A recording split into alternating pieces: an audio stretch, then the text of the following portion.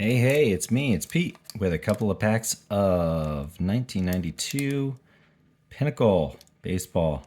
That looks like a Biggio or Bagwell and Ruben Sierra.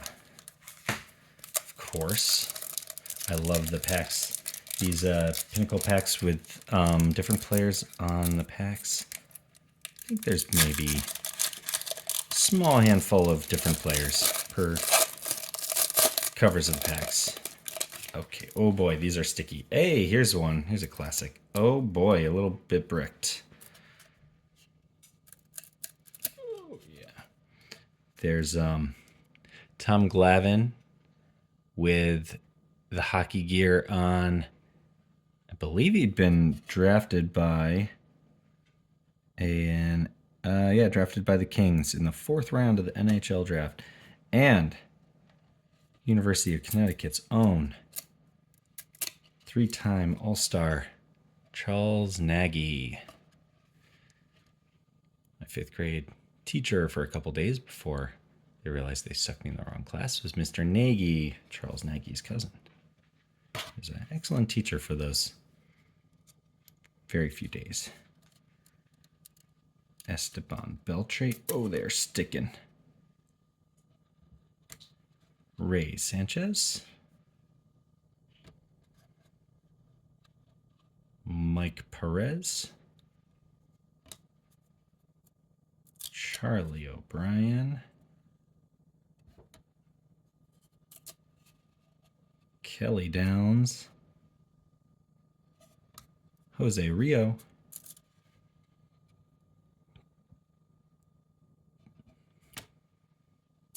Bob Ojeda. Alejandro Pena. Hey, here we go. Hall of Famer Dave Winfield on the Blue Jays. Speaking of incredibly talented in multiple sports, at this point, 2,697 hits. He would eventually get that to 3,000. Damon Berryhill. Bunch of good names in this pack. Bobby Bonilla. It's funny how Bobby Bonilla went from like the guy, like the up and coming slugger, to just a guy collecting paychecks. I understand it may have been because of a gambling addiction. That might have been why he had his wife had his salary deferred so he wouldn't blow it all at once. Bob Walk. Didn't he? Oh, I guess it was in the 80s. He had a pretty ridiculous mustache, very patchy. Joe Hesketh and Franklin Stubbs. All right, let's do another pack. The Ruben Sierras. Did we really? Oh no, that's not. I know they have a Glavine pack, but the Glavine did not come in the Glavine pack.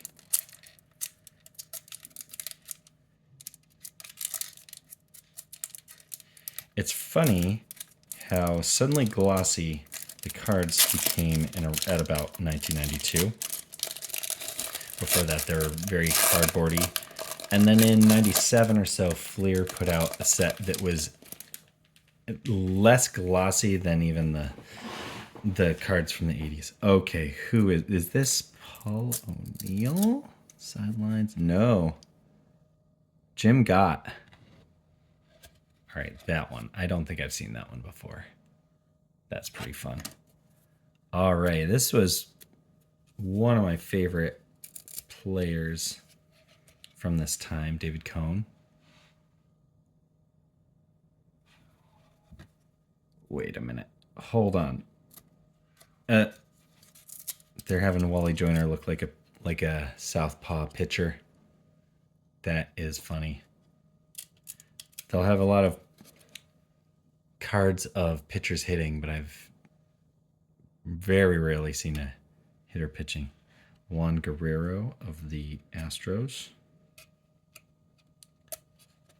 Hey, more Astros. Butch Henry. Yeah! getting it over. Brian Holman. Rod Nichols. Steve Bouchel.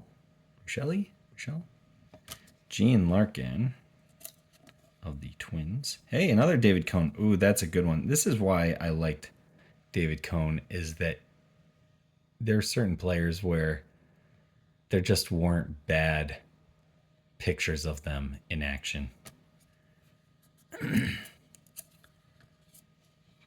Kevin Brown. At one point, his contract was more valuable than the appraisal of Dodger Stadium when he was with the Dodgers. Glenn Allen Hill. Storm Davis. Steve Sachs. I wonder how he was doing back then. 304, pretty solid.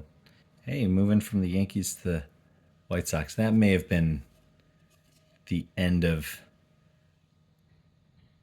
31 steals at 304 average. That may have been the end of this Steve Sachs time. Saxy time.